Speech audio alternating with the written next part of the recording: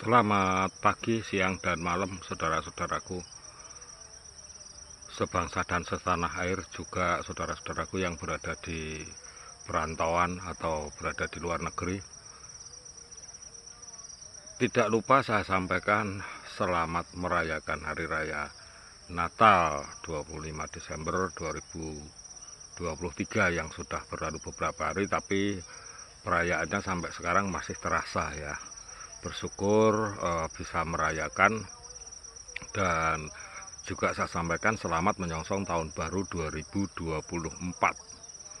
Satu kebahagiaan tertentu dari kita semuanya, berharap doa kita yang sudah terucapkan, tersampaikan, dan tersenandungkan dijawab oleh Tuhan, dikabulkan oleh Tuhan, dan kita akan menjalani tahun yang akan datang dengan lebih baik, lebih damai, lebih tenang, dan meninggalkan tahun kemarin penuh dengan kenangan, penuh dengan pengalaman-pengalaman yang sudah kita terima, kita jalani untuk menyiapkan pengalaman baru di masa yang akan datang.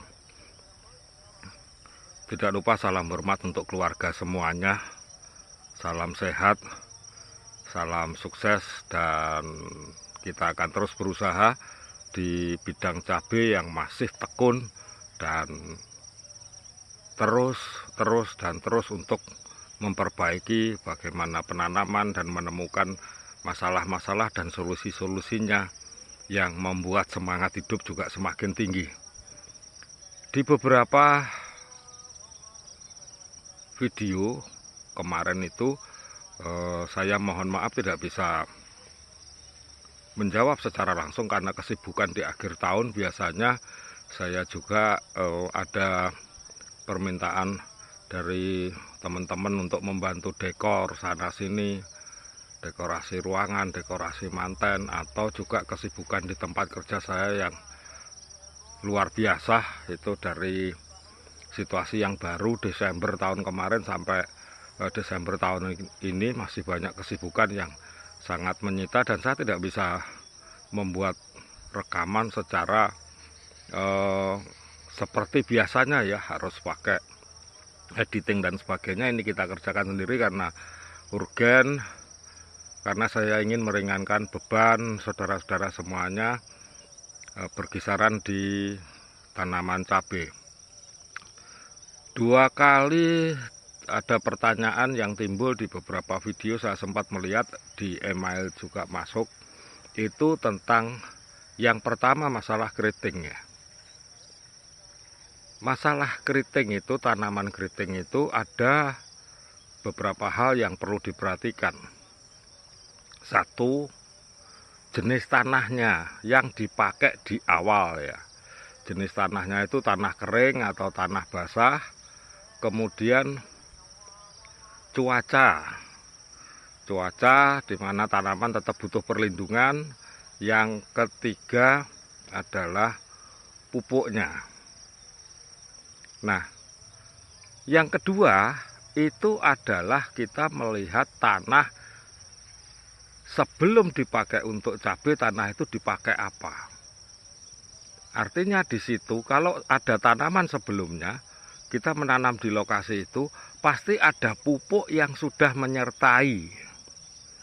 Nah, ini teman-teman perlu ingat ya, kita bicarakan secara langsung semuanya, kita selesaikan. Jadi begini, kalau misalkan tanah yang kita pakai tanah baru, itu tidak masalah mungkin dengan ukuran pengalaman saudara-saudara menanam cabai dengan pupuk-pupuk tertentu.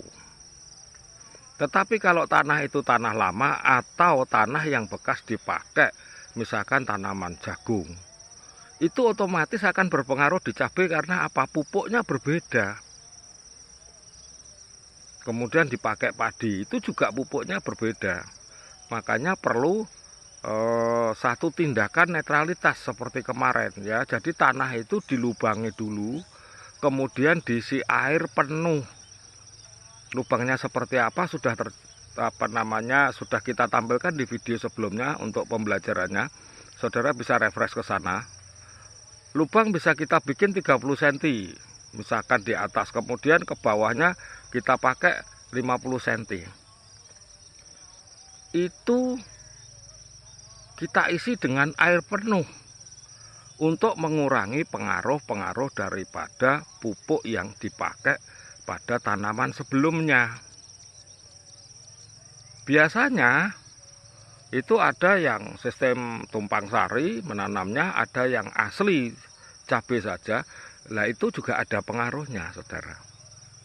Misalkan kita di tengah itu padi, kemudian di kelilingnya itu kita tanam cabai, itu sangat pengaruh untuk keriting, itu sangat pengaruh. Karena apa? Ada penyemprotan, ada segala macam kalau di padi. Tetapi kalau kita menguji kebenaran daripada video yang sudah saya tampilkan, itu kita nggak pakai penyemprotan segala macam. Karena apa? Lubang tanah itu kita siapkan dengan tujuan itu, menetralisir daripada pengumpulan pupuk-pupuk yang lama, atau tanah itu mengandung pupuk-pupuk yang tanpa kita ketahui, campuran-campuran yang tanpa kita ketahui, yang menyebabkan ada oktan baru jika dipaksa langsung dipakai. Makanya begitu tanah atau lokasi yang disiapkan itu untuk di bidang yang tidak bermusim salju, itu tanah harus dilubangi dulu dan diberi air sepenuhnya, kemudian dibiarkan sampai air itu meresap ke tanah habis. Caranya begitu. Apalagi kalau saudara tahu tanah itu bekas untuk tanaman tertentu, ya, tanaman jagung misalkan, saudara bisa netralkan 2 kali. Sekali diisi penuh, dibiarkan meresap, kemudian diisi air lagi penuh, meresap. Nah, baru kita pakai, itu baru siap namanya. Yaitu dengan cara seperti kemarin, tanah yang kita siapkan untuk dimasukkan itu sudah mengandung pupuk, sedikitnya sudah mengandung pupuk untuk mempercepat daripada tanaman itu langsung bisa berinteraksi dengan alam, atau dia bisa metabolisme dengan cepat karena sudah ada tanah yang dimasukkan dengan campuran pupuk, dia langsung bereaksi bisa makan. Dan ketentuan pupuk bisa dilihat dari video itu. Kemudian ini yang dari tanah, ya, tanah yang dari tanah. Kemudian pemakaian pupuk sudah saya ingatkan, jangan pupuk karena cabai ini akar serabut, jangan bermacam-macam pupuk. Kalau saudara terapkan bermacam-macam pupuk dalam sekali tanam, itu kemungkinan besar walaupun dukungan cuaca bagus, tanah bagus, akan terjadi keriting karena akar serabut. Dia otomatis perlu metode yang sangat baik, penerapan yang sangat baik supaya berimbang dengan kebutuhan untuk dia hidup, mendukung dia hidup dan berbuah nantinya.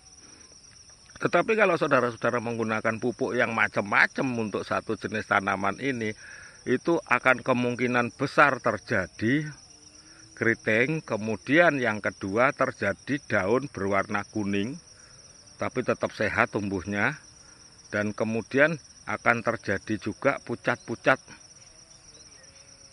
daunnya pucat-pucat begitu, tidak sempurna. Ditambah lagi yang pasti akan datang cabuk atau penyakit yang lain, itu karena pemakaian pupuk yang berlebih atau bermacam-macam. Di dalam video yang sudah saya sampaikan itu hanya ada 2, pupuk cair yang dipakai untuk pertumbuhan, dan saya beri toleransi untuk diberi pupuk untuk khusus pembuahan pada situasi tertentu. Itu sudah sangat jelas di video-video sebelumnya. Nah, pengaruh yang paling dahsyat adalah cuaca. Pada saat itu sudah saya sampaikan kepada saudara-saudara semua bahwa cabai itu akar serabut dan punya kelemahan dengan cuaca ekstrim. Makanya kalau yang sudah punya modal bisa pakai paranet, seluas apapun tetap pakai paranet. Karena apa? Yang pertama, melindungi dari cuaca panas ekstrim. Jadi pucuknya akan tumbuh dengan sempurna kalau ada perlindungan dari paranet itu sendiri. Nah, yang kedua, kita pakai perlindungannya, kita pakai dari pohon pisang. Pohonnya itu berlapis-lapis, bisa diambil kemudian dipotong jadi dua, ditekuk ya, dilipat, bisa untuk nutupi daripada tanaman itu sendiri. Bibit cabai yang masih muda itu sangat bagus karena melindungi dari kerusakan yang ditimbulkan oleh panas dan air hujan. Saudara-saudara perlu ingat ini. Jadi kalau lagi hujan, kalau tidak ada paranet di atasnya, pertumbuhannya kurang bagus karena pucuk-pucuknya sudah tertimpa air hujan otomatis karena akar serabut, dan di situ tubuhnya itu juga serabut-serabut gitu di dalamnya untuk calon tunas dan calon bunga untuk berbuah itu bisa tidak berfungsi dengan baik atau tidak sempurna karena terpaan daripada hujan yang cukup kuat dari ketinggian. Nah, ini fungsinya paranet dengan pohon pisang itu, pohonnya itu seperti itu, pelepah pohon pisang itu. Jadi melindungi panas juga, melindungi dari hujan juga. Nah, ini yang sudah saya sampaikan ini akan sangat berpengaruh kenapa keriting atau tidak. Saudara-saudaraku bisa mendengarkan berulang kali untuk mengevaluasi diri. Oh ya, aku ini kakan pupuk ternyata lupa. Mungkin karena memang ada situasi tertentu harus ditinggalkan, terus ditanam paksa gitu ya, dipupuk paksa gitu.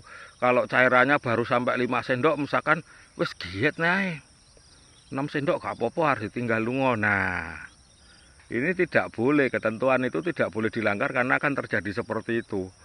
Selain dari atas cabuk, bisa dari bawah itu ya menghidupkan karena tanahnya mengandung oktan tertentu, panas tertentu, menghidupkan dari binatang tertentu dari dalam tanah.